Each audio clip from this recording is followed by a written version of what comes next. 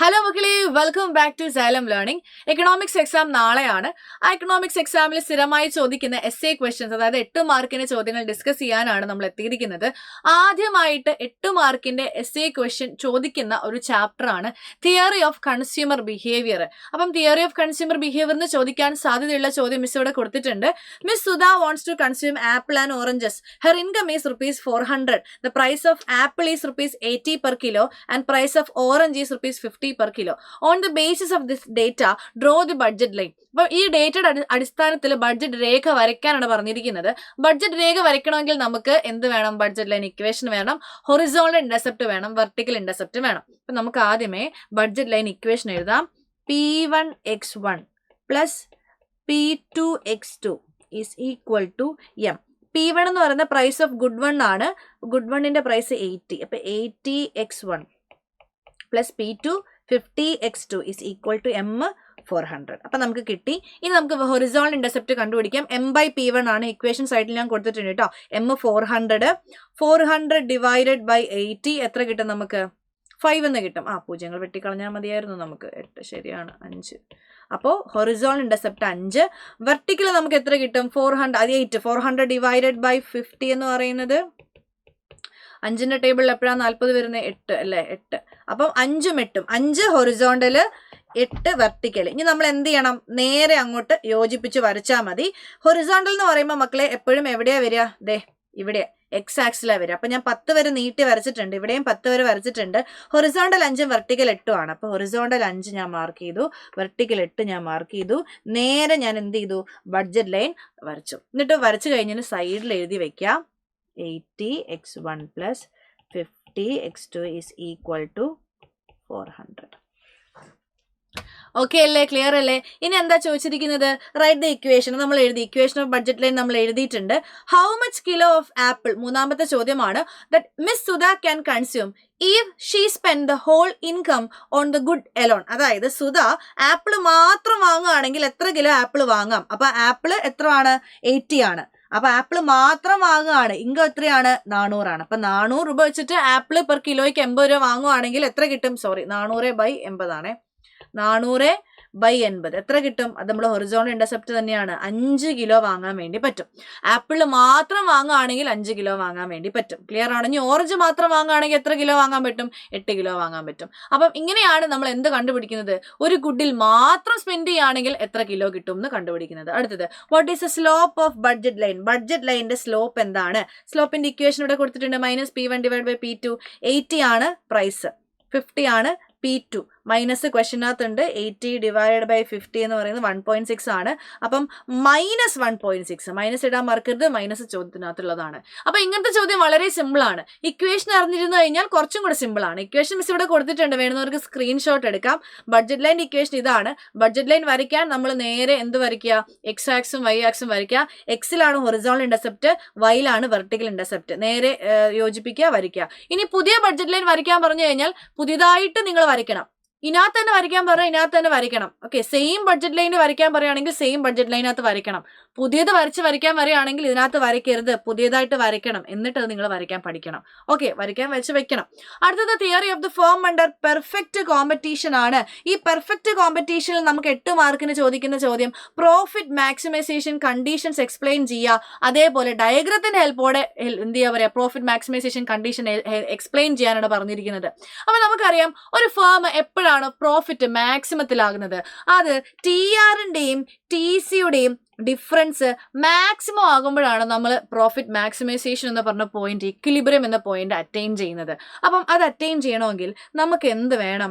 3 conditions ഉണ്ട്. 3 conditions long റണ്ണിലും പഠിക്കണം, short റണ്ണിലും പഠിക്കണം. അപ്പൊ നമ്മുടെ ഫസ്റ്റ് കണ്ടീഷൻ, പ്രൈസ് MCക്ക് ഈക്വൽ ആയിരിക്കണം. ഇപ്പൊ ഷോർട്ട് റണ്ണിന്റെ ഡയഗ്രാം കാണിക്കട്ടെ.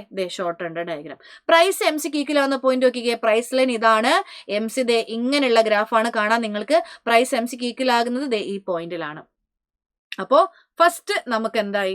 ഫസ്റ്റ് കണ്ടീഷൻ സാറ്റിസ്ഫൈ ചെയ്തു. രണ്ടാമത്തെ condition, MC should be non decreasing. MC കുറയരുത്. MC കുറയുന്നുണ്ടോ? ഇല്ല, MC കൂടിക്കൊണ്ട് തന്നെ ഇരിക്കുകയാണ്. പിന്നെ MC MR-നെ താഴെ നിന്ന് വേണം കട്ട് ചെയ്യാൻ. ഇതിനിടയിൽ എവിടെ MC MR? മക്കളെ പെർഫെക്റ്റ് കോമ്പറ്റീഷൻ ആണ്. P is equal to AR is equal to MR. അത് നിങ്ങൾ ഓൾറെഡി മനസ്സിൽ വെക്കണം. പി തന്നെയാണ് ഇവിടെ AR, അത് തന്നെയാണ് MR. സോ MR എന്ന് പറഞ്ഞാൽ പ്രൈസിന്റെ ലൈൻ തന്നെ അല്ലേ, പ്രൈസ് ലൈൻ തന്നെ അല്ലേ MR. സോ MC നമ്മൾ കണ്ടു, MR കണ്ടു. MRനെ താഴെ നിന്ന് വേണം കട്ട് ചെയ്യാൻ. ആണോ? ആണ്. അപ്പൊ ഡയഗ്രാം ഏകദേശം ഓക്കെ ആയി. പിന്നെ ഏറ്റവും ലാസ്റ്റ് ഷോർട്ട് റണ്ണില് പ്രൈസ് ഒന്നെങ്കിൽ AVCനേക്കാൾ കൂടുതൽ അല്ലെങ്കിൽ AVCക്ക് ഈക്വൽ ആയിരിക്കണം. നോക്കിക്കേ, AVC ഇവിടെ ഉള്ളത്, പ്രൈസ് ഇവിടെയും. അപ്പം പ്രൈസ് AVCനേക്കാൾ കൂടുതലാണ്. ഈ 3 കണ്ടീഷനും സാറ്റിസ്ഫൈ ചെയ്യുന്ന A എന്ന് പറഞ്ഞ പോയിന്റ് ആണ് നമ്മുടെ ഇക്വിലിബ്രിയം പോയിന്റ്. ഈ ഷെയ്ഡ് ചെയ്തിരിക്കുന്ന പോർഷൻ നിങ്ങൾ കണ്ടോ, ഇതാണ് നമ്മുടെ പ്രോഫിറ്റ് എന്ന് പറയുന്നത്. ഇതേപോലെ ലോങ് റണ്ണിലുണ്ട് 3 കണ്ടീഷൻ. അവിടെയുള്ള 3 കണ്ടീഷൻ ലോങ് റണ്ണിലും ബാധകമാണ്. 2 കണ്ടീഷൻ. മൂന്നാമത്തെ കണ്ടീഷനിൽ വ്യത്യാസമുണ്ട്. ഇവിടെ AVC അല്ലേ, അതിന് പകരം LRAC വരും. കണ്ടോ, ഇവിടെ നിങ്ങൾക്ക് LRAC കാണാം, LRMC കാണാം, നമുക്ക് ഇവിടെ കണ്ട പ്രൈസ് ലൈൻ കാണാം. അപ്പൊ ഇവിടെ A എന്ന് പറഞ്ഞ പോയിന്റ് നിങ്ങൾക്ക് കാണാൻ വേണ്ടി പറ്റും. ഈ ഷെയ്ഡഡ് പോർഷൻ ആണ് പ്രോഫിറ്റ് എന്ന് പറയുന്നത്. അപ്പോൾ ഇതിൽ എപ്പോഴും ഷോർട്ട് റൺ ആണ് വരയ്ക്കാൻ ചോദിക്കുന്നത്. ക്വസ്റ്റിനകത്ത് പ്രോഫിറ്റ് മാക്സിമൈസേഷൻ വരയ്ക്കാൻ പറഞ്ഞു കഴിഞ്ഞാൽ ഷോർട്ട് റൺ ആണ് വരയ്ക്കേണ്ടത്. ഷോർട്ട് റൺ എന്ന് പറഞ്ഞില്ലെങ്കിൽ ഷോർട്ട് റൺ ആണ് വരയ്ക്കേണ്ടത്. ലോങ് റൺ എന്ന് എടുത്ത് പറഞ്ഞാൽ മാത്രം നിങ്ങൾ ലോങ് റൺ വരച്ചാൽ മതിയാവും. അടുത്ത ചാപ്റ്റർ പ്രൊഡക്ഷൻ ആൻഡ് കോസ്റ്റ് ആണ്, ഉൽപാദനവും ചെലവും. ഇവിടെ നിന്ന് essay ക്വസ്റ്റ്യൻ ചോദിക്കാൻ സാധ്യതയുള്ള ചോദ്യമാണ് കൊടുത്തിരിക്കുന്നത്. Complete the short run cost table. നമുക്ക് തന്നിരിക്കുന്നത് ഒരു കോസ്റ്റ് ടേബിൾ ആണ്. ഔട്ട്പുട്ടും TFCയും TVCയും തന്നിട്ടുണ്ട്. TCയും SACയും SMCയും കണ്ടുപിടിക്കാനാണ് പറഞ്ഞിരിക്കുന്നത്. ഇക്വേഷൻ അറിയാമെങ്കിൽ വളരെ സിമ്പിൾ ആണ്. എന്താ മക്കളെ TCയുടെ ഇക്വേഷൻ? TC is equal to TVC plus TFC. അതേപോലെ SAC TC by Q, SMC delta TC divide by delta Q അല്ലെങ്കിൽ TCN മൈനസ് TCN മൈനസ് 1. എക്കണോമിക്സിൽ +2 എക്കണോമിക്സിലെ എല്ലാ ഇക്വേഷൻസും അടങ്ങിയ ഒരു ഷോർട്ട് നമ്മൾ അപ്ലോഡ് ചെയ്തിട്ടുണ്ട്. നിങ്ങളൊന്ന് കണ്ടു നോക്കിയാൽ നിങ്ങൾക്ക് കുറച്ചും കൂടെ ഈസി ആയിട്ട് റിലേറ്റ് ചെയ്യാൻ പറ്റും കേട്ടോ. അപ്പം നമുക്ക് TC കണ്ടുപിടിക്കാം. ഞാൻ ഓൾറെഡി ഇവിടെ TC പകുതി കണ്ടുപിടിച്ച് വെച്ചിട്ടുണ്ട്. എങ്ങനെ TC കണ്ടുപിടിക്കുക? TFC plus TVC.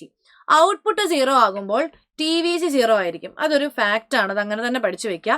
TFC TCക്ക് equal ആയിരിക്കും. അപ്പൊ TC എന്ന് പറയുന്നത് അവിടെ 20 ആയിരിക്കും. ഇനി 20 + 20 40, 30 + 20 50, 34 + 20 54. അങ്ങനെ ഓരോന്നും കണ്ടുപിടിച്ചു. ഇനി SAC എങ്ങനെ കണ്ടുപിടിക്കുന്നത്? TCനെ Q കൊണ്ട് ഡിവൈഡ് ചെയ്യുക, ഔട്ട്പുട്ട് കൊണ്ട്. 20/0 നമുക്ക് 0 ആകിട്ടോ, ഒന്നും കിട്ടൂല അല്ലേ. 20 അല്ലെങ്കിൽ നമുക്ക് ഡാഷ് ഇട്ട് കൊടുക്കാം ഇങ്ങനെ. ഇനി 40/1 40, 50/2 25, 54/3 18. അങ്ങനെ ഓരോന്നും കണ്ടുപിടിക്കുക. SMC എങ്ങനെ കണ്ടുപിടിക്കുന്നത്? TCN minus TCN minus 1. മുകളിലോട്ട് മൈനസ് ചെയ്യുക. എന്തെങ്കിലും മൈനസ് ചെയ്യാനുണ്ടോ? ഇല്ല, ഒരു ഡാഷ് ഇട്ട് കൊടുക്കുക അല്ലെങ്കിൽ 0 ഇട്ട് കൊടുക്കുക. 40 - 20 20, 50 - 40 10, 54 - 54, 60 - 54 6. അതേപോലെ 80 - 60 20, 120 - 80 40. സിമ്പിൾ ആയിട്ട് കിട്ടിയില്ലേ? ഇക്വേഷൻ അറിഞ്ഞിരുന്നു കഴിഞ്ഞാൽ ഭയങ്കര സിമ്പിൾ ആണ്. അടുത്തത് മാർക്കറ്റ് ഇക്വിലിബ്രിയം, കമ്പോളത സന്തുലിത അവസ്ഥയാണ്. ഇവിടെ പ്രൈസ് സീലിംഗും പ്രൈസ് ഫ്ലോറും ഡയഗ്രത്തിന്റെ ഹെൽപ്പോട് കൂടെ എക്സ്പ്ലെയിൻ ചെയ്യാനാണ് 8 മാർക്കിന് essay ക്വസ്റ്റിനകത്ത് ചോദിക്കാൻ സാധ്യതയുള്ളത്. പ്രൈസ് സീലിംഗ് എന്ന് പറഞ്ഞാൽ എന്താ? സീലിംഗ് എവിടെ ഉണ്ടാവുക? മുകളിൽ. അത് അപ്പർ ലിമിറ്റ് ആണ്. സീലിംഗിന് C ഫോർ കൺസ്യൂമർ. അപ്പൊ പ്രൈസ് സീലിംഗ് കൺസ്യൂമറിനുള്ളതാണ്, അത് അപ്പർ ലിമിറ്റ് ആണ്. ഗവൺമെന്റ് ഇമ്പോസ് ചെയ്യുന്ന അപ്പർ ലിമിറ്റിനെയാണ് പ്രൈസ് സീലിംഗ് എന്ന് പറയുന്നത്. ആർക്ക് വേണ്ടിയിട്ടാണ് പ്രൈസ് സീലിംഗ്? കൺസ്യൂമേഴ്സിന് വേണ്ടിയിട്ടാണ് പ്രൈസ് സീലിംഗ്. അപ്പൊ വിചാരിക്കും പക്ഷേ പൈസ കൂട്ടുന്നല്ലേ അപ്പർ ലിമിറ്റ്. അപ്പൊ അപ്പർ ലിമിറ്റ് വെച്ചാൽ എങ്ങനെയാ കൺസ്യൂമേഴ്സിന് ലാഭമാവുന്നത്? മക്കളെ ശ്രദ്ധിക്കുക, ഗവൺമെന്റ് പറയാണ് ഒരു അപ്പർ ലിമിറ്റ് വെച്ചിട്ട് ഇതിന് മുകളിലേക്ക് കൂട്ടി കൊടുക്കാൻ വേണ്ടി പാടില്ല. ഇവിടെ വരെ ഇത്രയും മതി, ഇതിന് മുകളിലേക്ക് പൈസ കൂട്ടാൻ പാടില്ല. അതാർക്കാ നല്ലത്? കൺസ്യൂമേഴ്സിനല്ലേ നല്ലത്. അതാണ് അപ്പർ ലിമിറ്റ് എന്ന് പറയുന്നത്. അപ്പൊ പ്രൈസ് സീലിംഗ് മുകളിലാണ് ഉണ്ടാവുക, അപ്പർ ലിമിറ്റ് ആണ്. C for consumers. നിങ്ങൾക്ക് ഇവിടെ കാണാം, ഞാൻ ഡിമാൻഡും സപ്ലൈയും വരച്ചിട്ടുണ്ട്. ഇതാണ് ഇക്വിലിബ്രിയം പോയിന്റ്, ഇതാണ് എന്റെ equilibrium price, equilibrium quantity. Price സീലിംഗിന്റെ പ്രൈസ് എപ്പോഴും ഇക്വിലിബ്രിയം പ്രൈസിനേക്കാൾ താഴെയായിരിക്കും. സിമ്പിൾ അല്ലേ? ഇനി പ്രൈസ് ഫ്ലോർ എവിടെ ഉണ്ടാവുക? നിലത്താ ഉണ്ടാവുക. അപ്പൊ അതുകൊണ്ട് ലോവർ ലിമിറ്റ് ആണ്. ഫ്ലോറ് നിലത്തുണ്ടായത് കൊണ്ട് ലോവർ ലിമിറ്റ് ആണ്. ആർക്കാണപ്പോ? അത് കൺസ്യൂമേഴ്സിനാണെങ്കിൽ ഇത് പ്രൊഡ്യൂസേഴ്സിനായിരിക്കും. നിങ്ങൾ നോക്കുക ഡയഗ്രാം. ലോവർ ലിമിറ്റ് എന്ന് പറയുന്നത് ഗവൺമെന്റ് വെക്കാണ്. ഇതിന് കുറച്ച് പൈസ വിൽക്കാൻ പറ്റൂല. ഇതെങ്കിലും പ്രൊഡ്യൂസേഴ്സിന് കിട്ടണം, കർഷകർക്ക് കിട്ടണം. അതുകൊണ്ടാണ് ലോവർ ലിമിറ്റ് എന്ന് പറയുന്നത്. ഇതിന് താഴേക്ക് കുറയ്ക്കാൻ പറ്റൂല. അപ്പർ ലിമിറ്റ് ഉണ്ട്, അതിന് മേലേക്ക് കൂട്ടാൻ പറ്റൂല. അത് കൺസ്യൂമേഴ്സിന്. പ്രൈസ് ഫ്ലോർ ആർക്കാണ്? പ്രൊഡ്യൂസേഴ്സിന്. നിങ്ങൾക്ക് കാണാം എപ്പോഴും പ്രൈസ് ഇക്വിലിബ്രിയം പ്രൈസും ക്വാണ്ടിറ്റി നിങ്ങൾക്ക് കണ്ടു, ഇക്വിലിബ്രിയം കണ്ടു, ഡിമാൻഡും സപ്ലൈയും കണ്ടു. എപ്പോഴും ഇക്വിലിബ്രിയം പ്രൈസിനേക്കാൾ കൂടുതലായിരിക്കും എന്ത്? നമ്മുടെ പ്രൈസ് ഫ്ലോറിന്റെ പ്രൈസ് എന്ന് പറയുന്നത്. ഇനി നമുക്ക് ചോദിക്കാൻ സാധ്യതയുള്ള essay ക്വസ്റ്റ്യൻ ചോദിക്കാൻ സാധ്യതയുള്ള ചാപ്റ്റർ ആണ് national income accounting. Okay, national income അക്കൗണ്ടിങ്ങിൽ നമുക്കറിയാം മെത്തേഡ്സ് ആണ് ചോദിക്കുന്നത്. 3 മെത്തേഡ്സ് എഴുതുക. മെഷർമെന്റ്, ഏത്? ഒന്നാമത്തെ മെത്തേഡ് പ്രൊഡക്റ്റ് മെത്തേഡ്. അതായത് ഇവിടെ നമ്മൾ value of goods and service ആണ് ആഡ് ചെയ്യുന്നത്. എക്കണോമിയിൽ ഒരു വർഷം പ്രൊഡ്യൂസ് ചെയ്യുന്ന എല്ലാ ഗുഡ്സും എല്ലാ സർവീസിനും ടോട്ടൽ വാല്യൂ എന്താ ഇക്വേഷൻ? ഗ്രോസ് വാല്യൂ ആരുടെ is equal to gross value of output minus intermediate consumption. മൊത്തത്തിലുള്ള ഔട്ട്പുട്ട് എടുക്കുക. ഗ്രോസ് എന്ന് പറഞ്ഞാൽ മൊത്തം എന്നാണ് അർത്ഥം കേട്ടോ. മൊത്തത്തിലുള്ള ഔട്ട്പുട്ട് എടുക്കുക, അതിൽ നിന്നും ഇന്റർമീഡിയറ്റ് കൺസപ്ഷൻ മൈനസ് ചെയ്യാം. അപ്പൊ നമുക്ക് G D P C equal to ഈ ഒരു ഇക്വേഷനും കൂടെ എഴുതി വെക്കാം. Sigma N I is equal to 1 GVAI. അതായത് ഈ ഗ്രോസ് വാല്യൂ ആഡഡ് എന്ന് പറയുന്നത് ഐ എന്ന് പറഞ്ഞൊരു ഫേം, ഒരു ഫേമിന്റെ മാത്രം കണ്ടുപിടിക്കുന്നത്. അത് ഇഷ്ടംപോലെ ഫേം ഉണ്ട്, നമ്പർ ഇഷ്ടംപോലെ ഫേം ഉണ്ട്. ഇവിടെ ഐ ഇസ് ഈക്വൽ ടു 1 ഒന്നാണ് എടുത്തിരിക്കുന്നത്. ഒന്നാണോ? അല്ല, നമ്പർ ഓഫ് ഫേം, ഇഷ്ടമുള്ള എന്നെ എത്ര വേണമെങ്കിലും ആകാം. അതുകൊണ്ടാണ് ഇങ്ങനെ ഒരു ഇക്വേഷൻ എഴുതുന്നത്. ഈ ഇക്വേഷൻ നിർബന്ധമായിട്ട് മെസ്സേജ് എഴുതുമ്പോൾ ഈ ഇക്വേഷന്റെ താഴെ നിങ്ങൾ എഴുതി വെച്ചിരിക്കണം. നല്ലൊരു കാര്യമാണ്, ഒരു പ്ലസ് പോയിന്റ് ആണ്. അടുത്തത് എന്താണ്? എക്സ്പെൻഡിച്ചർ മെത്തേഡ് ആണ്. ഡൊമസ്റ്റിക് പ്രൊഡക്റ്റിലുള്ള എല്ലാ ചെലവും ആഡ് ചെയ്യുകയാണ്. അതായത് consumption expenditure, investment expenditure, government expenditure, അതേപോലെ എന്താണ് എക്സ്പോർട്ട്. അപ്പൊ നമ്മൾ ആഡ് ചെയ്യുന്ന സമയത്ത് നമ്മൾ ഡൊമസ്റ്റിക് പ്രൊഡക്റ്റ് ആണ് കണ്ടുപിടിക്കുന്നത്, GDP ആണ്. അപ്പൊ ഡിയിൽ എന്തുണ്ടാവില്ല? നാഷണൽ ആയിട്ടുള്ള കാര്യങ്ങൾ ഉണ്ടാവില്ല, അതായത് ഇമ്പോർട്ട് ഉണ്ടാവില്ല. അപ്പം എല്ലാത്തിൽ നിന്നും ഇമ്പോർട്ട് മൈനസ് ചെയ്ത് നമുക്ക് ലാസ്റ്റ് ഒരു ഇക്വേഷൻ കിട്ടും. C+I+G+X-M. ഇതാണ് നമ്മുടെ എന്ത് ഇക്വേഷൻ? നാഷണൽ ഇൻകത്തില് എക്സ്പെൻഡിച്ചർ മെത്തേഡ് കണ്ടുപിടിക്കാൻ, എക്സ്പെൻഡിച്ചർ മെത്തേഡിൽ നാഷണൽ ഇൻകം കണ്ടുപിടിക്കാനുള്ള ഒരു ഇക്വേഷൻ. അടുത്ത മെത്തേഡ് എന്ന് പറയുന്നത് ഇൻകം മെത്തേഡാണ്. ഇൻകം മെത്തേഡ് എന്ന് പറയുമ്പോൾ നമുക്കറിയാം ഈ ലാൻഡിനും ലേബറിനും ഒക്കെ കിട്ടുന്ന റെമ്യൂണറേഷൻ ആഡ് ചെയ്യുമ്പോഴാണ് നമുക്ക് ഇവിടെ നാഷണൽ ഇൻകം കിട്ടുന്നത്. Rent plus wage plus interest plus profit. ഇങ്ങനെയാണ് നമുക്ക് ഇവിടെ നാഷണൽ ഇൻകം കിട്ടുന്നത്. അടുത്ത നമ്മുടെ ചാപ്റ്റർ എന്ന് പറയുന്നത് നാഷണൽ ഇൻകം കഴിഞ്ഞാൽ നമുക്ക് 8 മാർക്കിന് ഏറ്റവും കൂടുതൽ റിപ്പീറ്റഡ് ചോദിക്കുന്നത് മണി ആൻഡ് ബാങ്കിങ് ആണ്. മണി ആൻഡ് ബാങ്കിങ് എന്ന് ചോദിക്കുന്നത് നമ്മുടെ ഒന്നെങ്കിൽ സെൻട്രൽ ബാങ്കിന്റെ ഫങ്ഷൻസ് എ ക്വസ്റ്റ്യൻ ആയിട്ട് ചോദിക്കാം. 3 മാർക്ക് നിങ്ങൾ എ ക്വസ്റ്റ്യൻ കാണാം ഇവിടെ. അതിനുശേഷം ബാങ്കിന്റെ വേറെ പ്രവർത്തനങ്ങൾ 5 മാർക്കിന് ചോദിക്കുന്നതായിട്ട് കാണാം. അപ്പൊ എന്താണ് സെൻട്രൽ ബാങ്കിന്റെ ഫങ്ഷൻസ്? കറൻസി ഇഷ്യൂ ചെയ്യുന്നത് സെൻട്രൽ ബാങ്ക് ആണ്. എല്ലാ ബാങ്കിന്റെയും ബാങ്ക് സെൻട്രൽ ബാങ്ക് ആണ്. ബാങ്കർ ടു ദ ഗവൺമെന്റ് ആണ്. ഇങ്ങനെ ഒരുപാട് ഫങ്ഷൻസ് ഉണ്ട്. മിസ് അത് ഒരുപാട് എക്സ്പ്ലെയിൻ ചെയ്ത് കഴിഞ്ഞാൽ വീഡിയോയുടെ ലെങ്ത് ഭയങ്കരമായിട്ട് കൂടും, കാരണം എസ് എ ക്വസ്റ്റ്യൻസ് ആണ് ഡിസ്കസ് ചെയ്യുന്നത്. അപ്പൊ ഡീറ്റെയിൽ എക്സ്പ്ലനേഷൻ ഇന്ന് വൈകുന്നേരം കൃത്യം 7:30 മെഗാ മാരത്തോണിലായിരിക്കും. നിങ്ങൾ ഈ നോട്ട്സ് വെച്ച് ഒന്ന് പഠിക്കാനായിട്ട് ശ്രമിക്കുക. അപ്പൊ ഇതാണ് ഈ ഒരു ചോദ്യം ചോദിക്കുമ്പോൾ നിങ്ങൾ ആദ്യം എഴുതി വെക്കേണ്ടത്. അതിനുശേഷം നമ്മൾ പോളിസി ടൂൾസ് എഴുതുക. എന്തൊക്കെ പോളിസി ടൂൾസ് ആണ്? ക്വാണ്ടിറ്റേറ്റീവ് ഉണ്ട്, ക്വാളിറ്റേറ്റീവ് ഉണ്ട്. ക്വാണ്ടിറ്റേറ്റീവിനകത്ത് LRRനകത്ത് CRRും SLRും ഉണ്ട്. ഓപ്പൺ മാർക്കറ്റ് ഓപ്പറേഷൻ ഉണ്ട്, റിപ്പോ റേറ്റ് ഉണ്ട്, റിവേഴ്സ് റിപ്പോ റേറ്റ് ഉണ്ട്. ഇനി ഈ ടേബിളും കൂടെ പഠിച്ചു വെച്ചാൽ പൂർത്തിയായി. എന്താ ലീഗൽ റിസർവ് റേഷ്യോ? ഇൻഫ്ലേഷന് സമയത്ത് ചെയ്യുന്നത് LRR കൂട്ടും, ഡീഫ്ലേഷൻ സമയത്ത് കുറയ്ക്കും. ഇനി ഓപ്പൺ മാർക്കറ്റ് ഓപ്പറേഷൻ ഇൻഫ്ലേഷന് സമയത്ത് സെല്ല് ചെയ്യുകയും ഡീഫ്ലേഷൻ സമയത്ത് ബൈ ചെയ്യുന്നത്. അപ്പം ഇൻസെൽ ഡിബൈ എന്ന് പഠിച്ചു വെക്കുക. ഇനി റിപ്പോ റേറ്റ് അതും ഇൻഫ്ലേഷന്റെ സമയത്ത് കൂട്ടുകയും ഡീഫ്ലേഷന്റെ സമയത്ത് കുറയ്ക്കുകയും ചെയ്യും. മക്കളെ, ഇൻഫ്ലേഷൻ എന്ന് പറയുന്നത് മണി സപ്ലൈ കൂടിയ സിറ്റുവേഷൻ ആണ്. ഡീഫ്ലേഷൻ മണി സപ്ലൈ കുറഞ്ഞ സിറ്റുവേഷൻ. ഇത് ആദ്യം ഒന്ന് മനസ്സിലാക്കി വെക്കണം. പിന്നെ നമുക്കുള്ളത് ക്വാളിറ്റേറ്റീവ് ടൂൾസ് ആണ്. അവിടെ നമുക്ക് 3 ടൂളാണ്: margin requirement, moral suasion, selective credit control. ഇനി ഏറ്റവും അവസാനത്തെ ചാപ്റ്റർ ഗവൺമെന്റ് ബഡ്ജറ്റ് ആണ്. ഇതിൽ നിന്നും റീസെന്റ് ആയിട്ട് 8 മാർക്കിന് ചോദ്യം ചോദിച്ച് കണ്ടിട്ടില്ല. പക്ഷേ 8 മാർക്കിന് ചോദ്യം നമുക്ക് ഈ ഒരു വർഷം പ്രതീക്ഷിക്കാം. 8 മാർക്കിന്റെ ഒരു ചോദ്യം കണ്ടോ? റവന്യൂ റെസിപ്റ്റ്, ക്യാപിറ്റൽ ഒക്കെ തന്നിട്ടുണ്ട്. നമ്മളിവിടെ revenue deficit, physical deficit, primary deficit എന്നിവ കണ്ടുപിടിക്കാനാണ് പറഞ്ഞിരിക്കുന്നത്. ഇനി അതേപോലെ തന്നെ ഇക്വേഷൻ എഴുതണം, ഇത് കണ്ടും പിടിക്കണം. കുറച്ച് ബുദ്ധിമുട്ടാണ് അല്ലേ?